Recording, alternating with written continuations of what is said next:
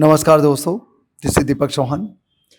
दोस्तों, competitive exams में phrases कई बार पूछे जाते हैं और हम लोग फ्रेजेस का मीनिंग हमें मालूम नहीं होता तो हम लोग उसको गलत लिख के आ जाते हैं।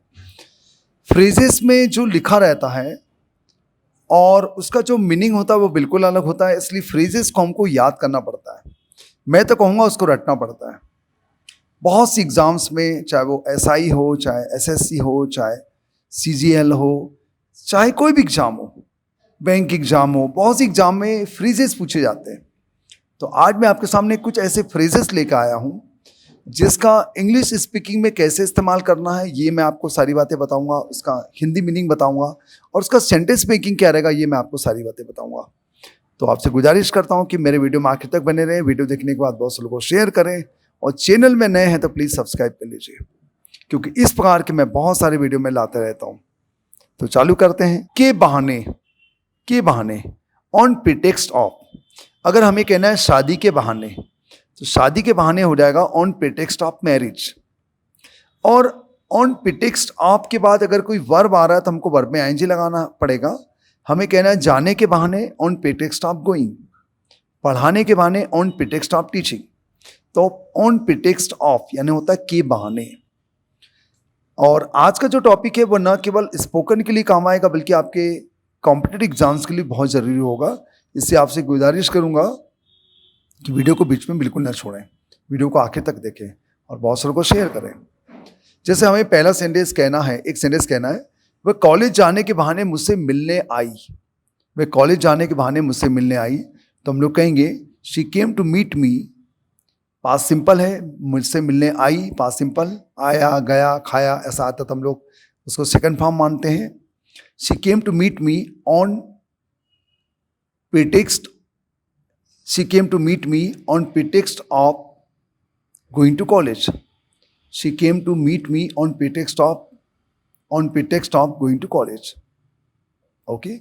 तो going यहाँ पर हमने ING लगाया क्योंकि वर्ब आ रहा था। मुझे उम्मीद है आपको समझ में आ रहा होगा। और इसके अलग अलग कई वाक्य बना सकते हैं, हर टेंस में इसका वाक्य बना सकते हैं आप। मझधार में, बीच रास्ते में या फिर अधर में। मझधार में, बीच रास्ते में, अधर में, जिसको हम लोग कहते हैं इन द लर्ज। और मझधार में छोड़ना तो फिर आप लीव वर्ड का इस्तेमाल करके सेंटेंस बना सकते हैं। इन द लर्ज, कई एग्जाम्स मैंने देखा है कि इन द लर्ज वर्ड इस्तेमाल किया गया है। सेंटेंस लेते हैं।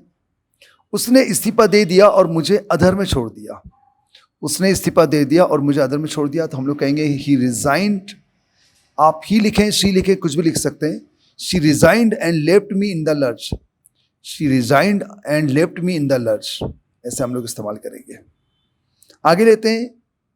On the trout. On the trout आपने बहुत कम सुना होगा। ऑन द ट्रोट का मतलब होता है एक के बाद एक, लगातार, पूर्ण रूप से, या फिर व्यस्त, या पूर्ण रूप से व्यस्त रहता है, उसको भी हम लोग ऑन द ट्रोट कहते हैं। तो समझते हैं इसका सेंटेंस। बस लगातार 5 दिनों से लेट है। बस लगातार 5 दिनों से लेट है, तो हम लोग कहेंगे the bus has been late for 5 days on the trot. The bus has been late for 5 days on the trout.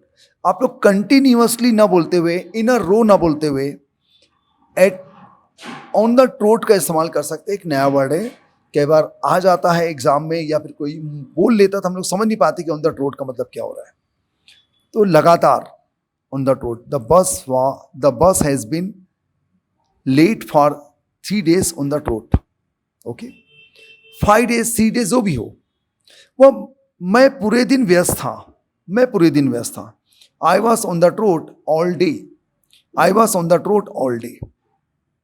Amount to भी आपने कई बार सुना होगा, जिसका मतलब होता है के बराबर।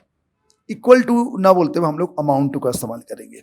अब कैसे इस्तेमाल करेंगे समझते हैं। ये एक वर्ब है, इसके साथ आप इजेमार लगाने की कोशिश ना करें। एक वर्ब है। आपका व्यवहार अपमान के बराबर है। आपका व्यवहार, आपने गलत व्यवहार किया, अब मैं कह रहा हूं कि आपका व्यवहार अपमान के बराबर है, तो मैं कहूंगा your behaviour amounts to an insult. Your behaviour amounts to an insult. यहां पर योर बिहेवियर इज नहीं बोलेंगे, amounts to. Your behaviour singular था इसलिए मैंने अमाउंट में एस लगा दिया। एक फ्यूचर टेंस लेते हैं। आपका कमेंट देशद्रोह की श्रेणी में आएगा। आपका कमेंट देशद्रोह की श्रेणी में आएगा। Your comments will amount to treason. Your comments will amount to treason, ऐसा हम लोग यूज करेंगे। तो अमाउंट टू एक वर्ब है, इसको आप हर प्रकार के वाक्य में बना सकते हैं। कई बार आपने देखा होगा, न्यूज़पेपर में देखा होगा, मैगजीन में देखा होगा कि हम लोग अमाउंट टू का इस्तेमाल करते हैं। आगे पोक नोस, पोक नोस तो आपने काफी सुना होगा, टांग अड़ाना, दखलंदाजी करना, हस्तक्षेप करना, आप कुछ भी इस्तेमाल कर सकते हैं, पोक नोस। ओके, आपको मेरे व्यवसाय में अपनी टांग नहीं अड़ानी चाहिए, आपको मेरे धंधे में अपनी टांग नहीं अड़ानी चाहिए। तो हम लोग कहेंगे यू शुड नॉट पोक your nose in my business, you should not पोक your nose in my business. आपको मेरे पर्सनल अफेयर में टांग नहीं अड़ाना चाहिए, कैसे बोलेंगे? कमेंट सेक्शन में लिख के बताइएगा। लगभग अधमरा, ऑलमोस्ट हाफ डेट, लगभग थका, ऑलमोस्ट टायर्ड, ऑलमोस्ट यानी होता लगभग, लेकिन अबाउट यानी भी लगभग होता है। समय के लिए हम लोग अधिकतर अबाउट या अराउंड का इस्तेमाल करते हैं। मैं लगभग 10 बजे आऊँगा, I will come about 10 o'clock, I will come around 10 o'clock। अब हमें कहना है कि वह लगभग अधमरा होगा, he will be almost half dead, he will be almost half dead. अब दोस्तों कुछ होमवर्क है, देखो लिखे हुए हैं कुछ होमवर्क, आप इसे बनाने की कोशिश करें कमेंट सेक्शन में, और मेरे आंसर से इसको वेरीफाई करिए, तो आपको समझ में आएगा। तो इसी प्रकार छोटे छोटे टॉपिक मैं आपके सामने लाया करूंगा। वीडियो कैसा लगा कमेंट सेक्शन लिख के बताएं। वीडियो अच्छा लगा तो लाइक करें, बहुत से लोगों को शेयर करें, चैनल में नहीं है तो प्लीज सब्सक्राइब कर लीजिएगा।